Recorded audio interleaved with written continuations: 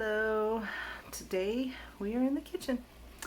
I just harvested about 10 to 15 heads of cabbage. I don't remember how many. So I've got to do something with them. So today I'm going to make Bierocks. I've already started part of it. I'm going to show you that in just a minute. And this is just how I do it. If you guys have your own recipe, do your own recipe. My filling is what I use all the time for all my Bierocks. Normally for the bread, I just Google, Bierock bread, and I find a good recipe that I like, and that's what I use. So here's what's going on in the pan. Okay, so in the pan, I have about 3 pounds of hamburger and 2 medium onions. And they are just going to be sauteing. The hamburger is going to get brown and the onions are going to go down to translucent. And as this gets done, when it gets done, I will add my cabbage. One thing I do not do is I do not drain the grease off of my hamburger when I'm making Bierocks. I do that because I use the grease kind of as the steamer mechanism for the cabbage, and it gives it a whole lot more flavor. So we'll get going on browning all of that yumminess. And let me show you the cabbage. Alright, here's one of the heads of cabbage that I was able to harvest from the garden, which is just lovely and beautiful. It does have a few little bug holes. If that bothers you, just pull the outside leaves off. They do not bother me one bit. I actually soak this after I pull it out of the garden in vinegar water, just to make sure that none of the bugs are living inside here. So it has already been washed and soaked. I will pull some of this outer leaves off, and if I see something, I'll rinse it too.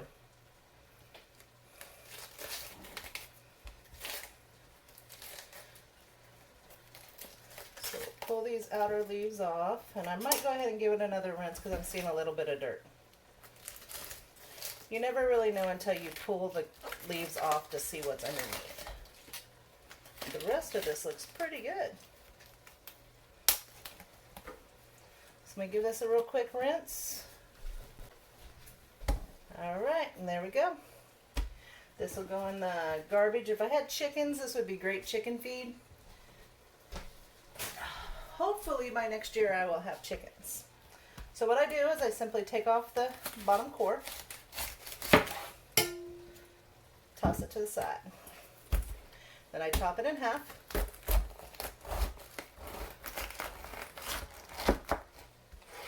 This is a big head. Look how gorgeous that looks.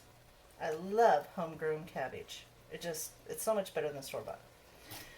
We'll set one off to the side. I'm going to chop it in half again. And this is so I can take out the core. You don't want to eat the core. The core is very tough and bitter. So I just simply cut it right off.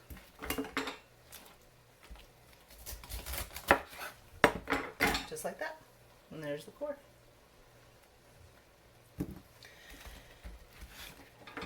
Now to cut the cabbage up, I want it in somewhat chunky pieces, just because I like to have that chunk. If you like it smaller, slice it smaller, no big deal. So I will just chop this up real quick. I do have my trusty Tupperware bowl handy, so I can toss this in because the hamburger's not quite ready for this.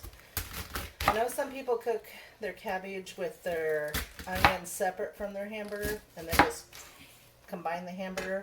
I like to do it all in one pot and have a one pot wonder. Beautiful.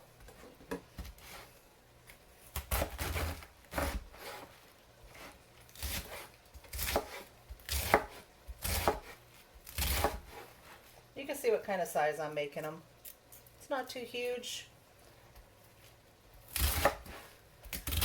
but you get a nice mouthful of cabbage every time you take a bite. Because after all, when it comes to Bierocks, cabbage is the star of the show.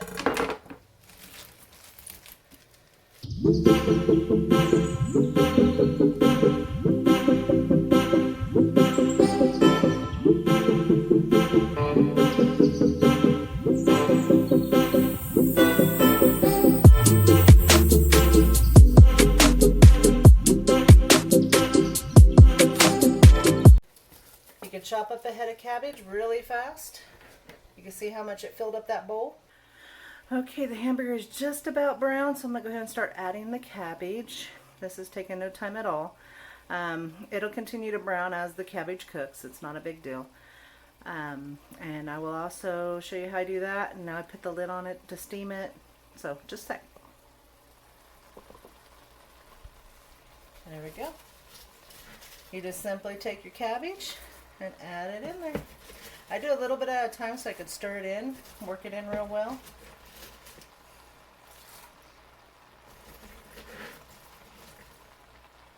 So probably about half the cabbage the first time and then the other half.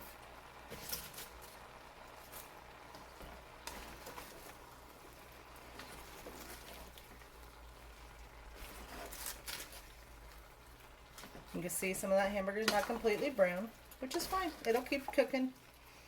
It'll cook with the cabbage. It's going to smell delicious.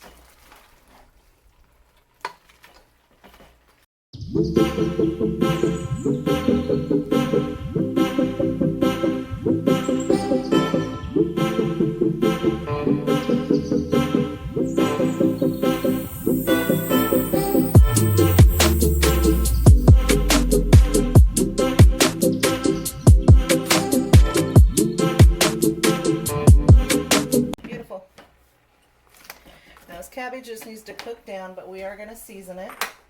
I got a little salt and pepper, and I always do heavy pepper on my Bierocks, so I don't shake it, I dump it.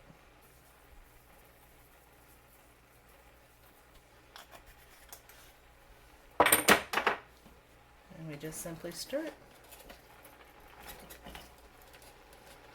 Now remember, I said this will get smaller, so don't panic. When you cook cabbage, it gets smaller, it releases its juices, it goes down. But this is going to make a lot of Bierocks. And I just used one head of cabbage. So maybe I might have to do this again. So, then we just simply stick a lid on. Right on top there. And what that's going to do is allow the steam to cook the cabbage on top. So I've got this down to about 4 or 5 on my stovetop, just so it doesn't burn on the bottom. But I will check it about every 5 minutes and stir it just to make sure it's cooking correctly. Alright, I think this is about ready. Look how good that looks. I'm going to go ahead and turn the heat off. You can see how translucent the cabbage has gotten. It has cooked down well. Looks very good. What I'm going to do now is I'm going to set this to the side and let it cool, because we need to make the dough now. So that's going to have to sit to the side and cool off while we make the dough, because you don't want to put hot filling inside of a cool dough. Beautiful.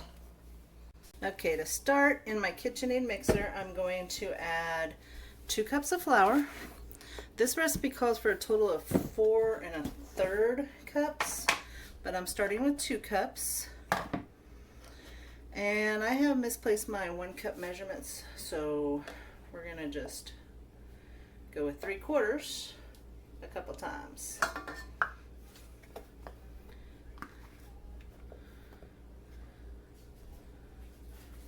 So you want to make sure you level that off nice and well. And if you see me making a mess, don't be surprised. That's what I do. I'm kind of a messy baker, and that's about a 1/2 cup there. Alright, so we got our flour in there. We're also going to put our yeast package in the flour as well. I do have 2 packs out because I made so much filling. I think this is going to call for a double batch. So I plan on making a double batch of this. You can do this in a bowl. I just got this fancy mixer, so I decided to use it. Now over in our saucepan over here, we are going to be adding, get Put you down here. Our milk, sugar, and butter. Okay, so we need 1 cup of milk. I get my 1/2 cup measuring spoon here. Yes, it's Tupperware again. 1, 2. So there's 1 cup, and we need a 1/3 cup of sugar. Okay. There's 1/3 cup of sugar. And then we need a 1/3 cup of butter. Use the real butter when you're making. When you're baking, do not use the fake stuff. It's just not good for you. And it looks like a 1/3 of a cup is 5½ tablespoons.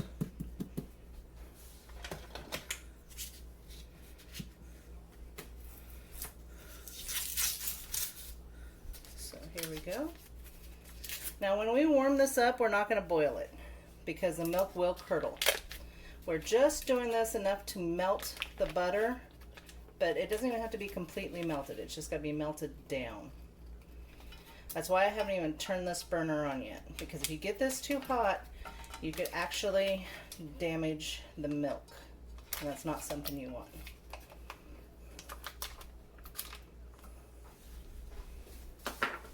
So we're going to turn this on about a 3. I'm going to gamble with a 3. And we're just going to slowly watch this go down.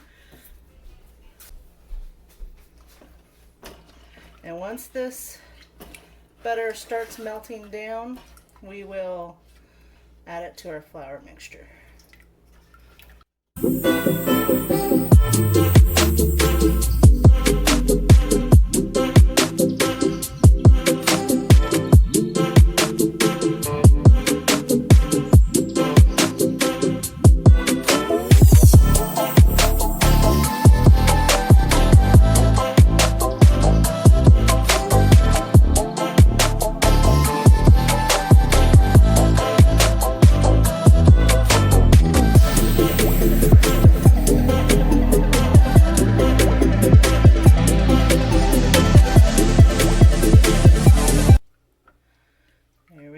That looks pretty much spot on to me.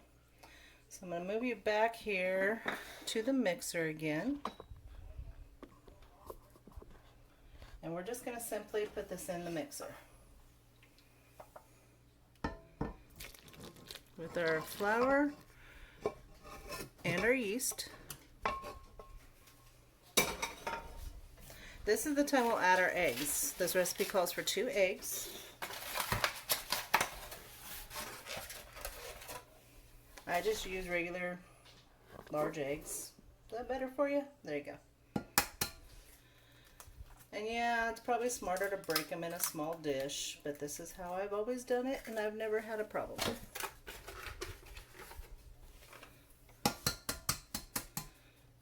Like I said, when it comes to cooking, you do you. Don't have to do it my way. Now, what we're going to do is we're going to beat this on low for a couple minutes.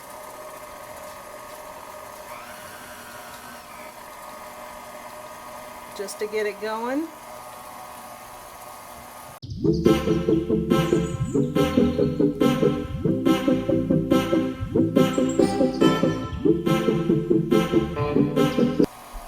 Alright, now we're going to turn it up on high for about 3 minutes. You got to get that gluten going.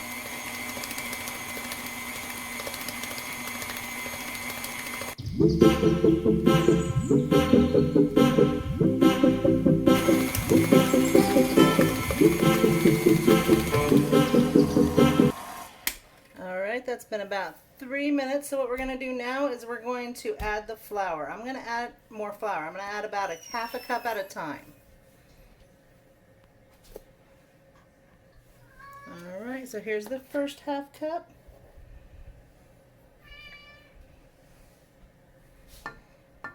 If this starts getting too stiff, I do have my dough hook where we can use that. So we're just going to mix it a little bit at a time. Let that get incorporated. Altogether, I have 2 more cups to put in.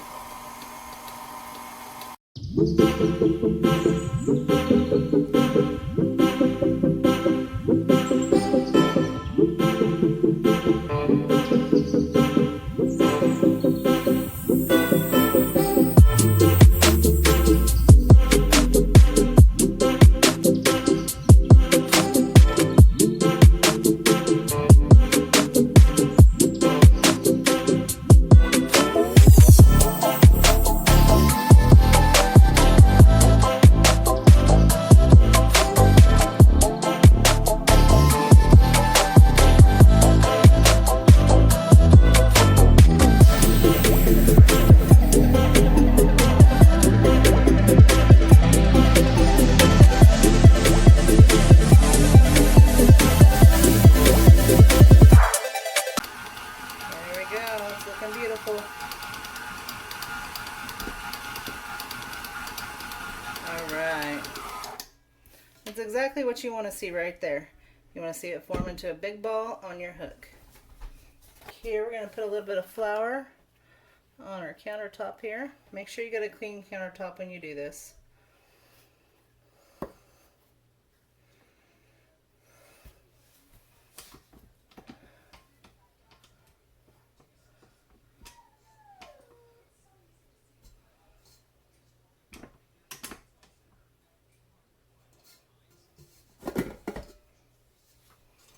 We're going to put our dough right here. We are going to have to knead this down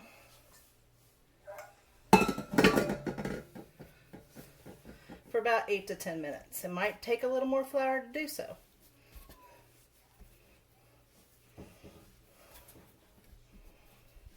If it's sticking to your countertop, you need more flour.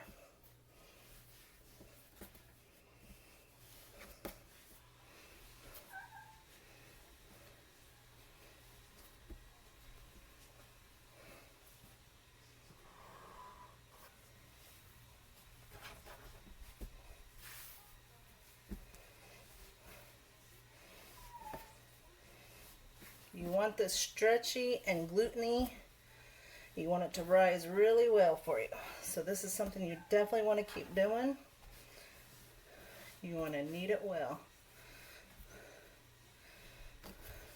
We're getting a little sticky again. So just simply take a little bit of flour and dust your countertop.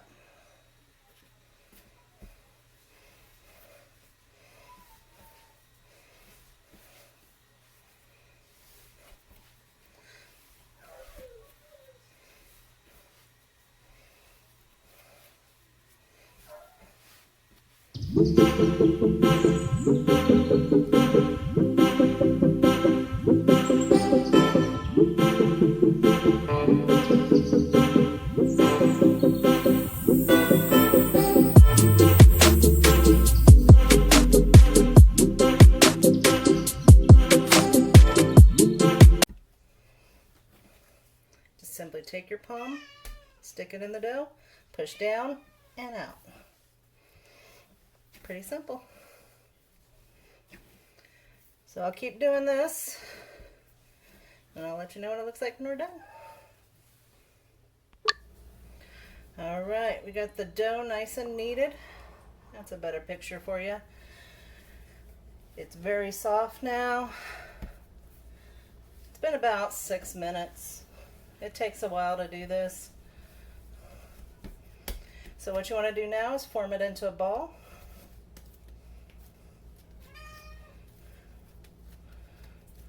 You can see the gluten starting to work. It's magic.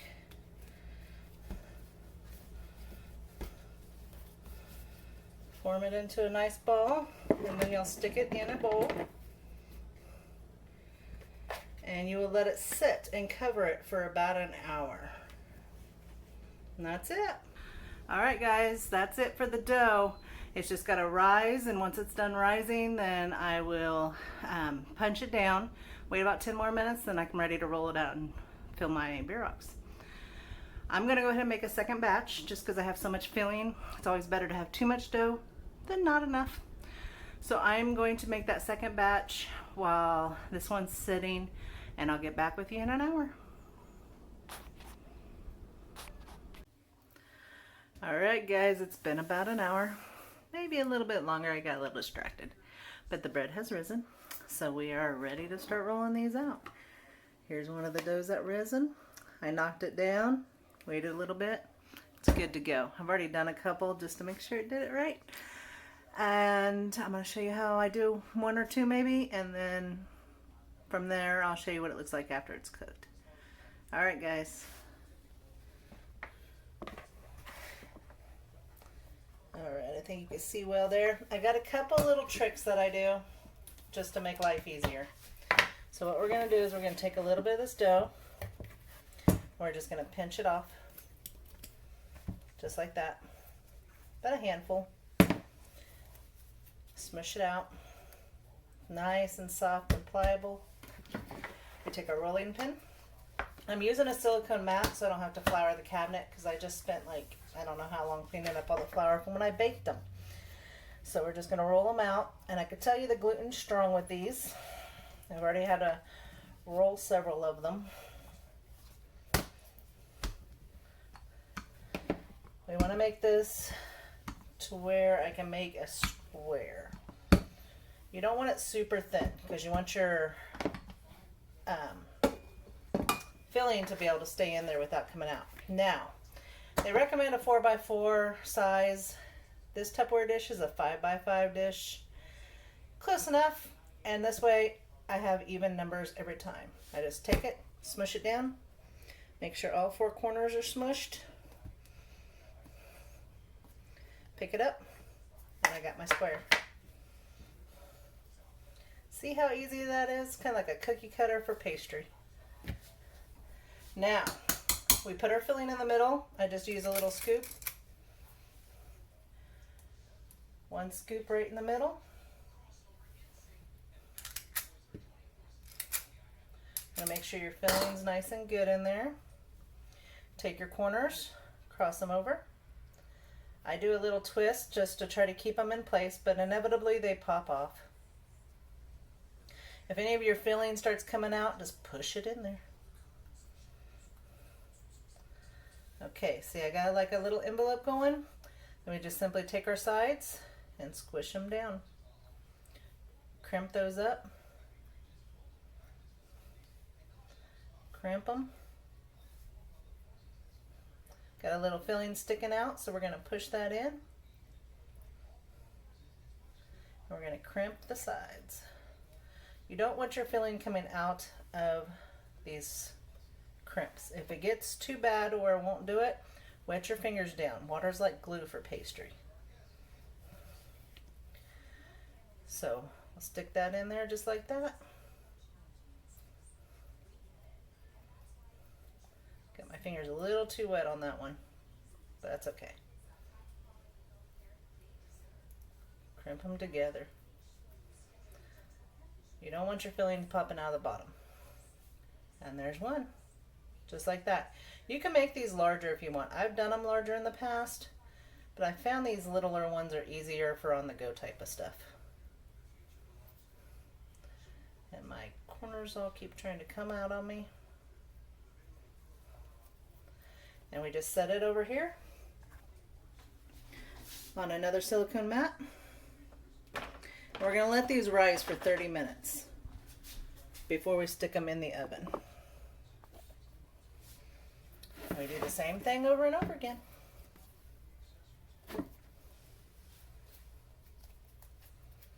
Pretty simple, pretty easy. Roll it out.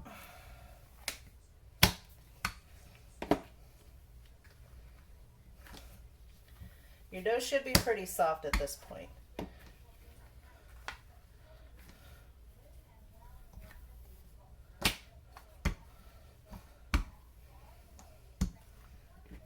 Ooh.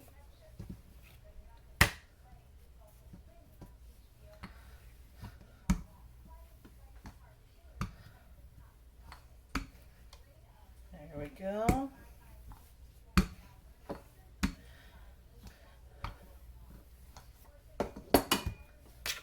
Take our square.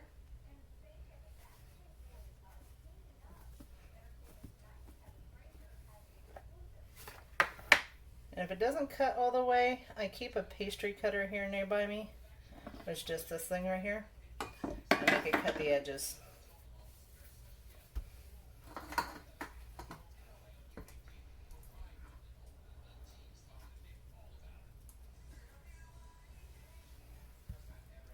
Stick it right there in the middle. Stay in there. You're the good stuff. We need you.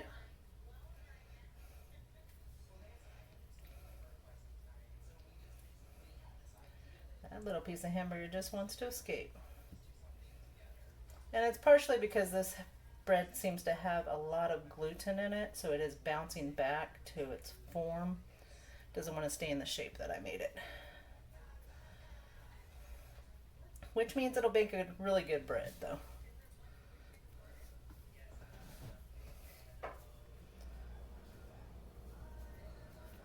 Very simple, very easy.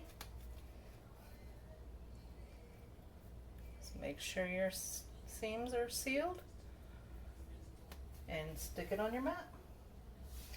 Alright guys, I'm going to do a bunch more of these because I got a lot to do, but I will show you after they get done what they look like. I might show you, I'll show you when you rise a little bit. 30 minutes, you're not going to see much rise, but you'll see some, and I'll show you that in just a second. Alright guys, they're ready to go in the oven. Let me show you what they look like.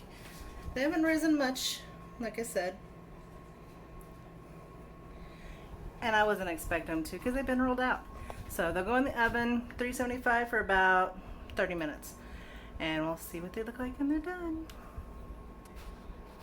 Alright guys, it's been about 15 to 20 minutes. 30 minutes is way too long for those, just so you know. But they're ready. Look at those beauties. I did have one pop open on me. That one right there. So that will be eaten tonight for sure. But they are just gorgeous. I do think they're cooked over a little too long, so I will limit my time or my temperature, one of the two, on the next round. Just kind of make minor adjustments as I need to. So, hope you guys enjoyed. Let me know if you make them and what you used, how you do it. Maybe you do it a little different than I do. I'm always open for options.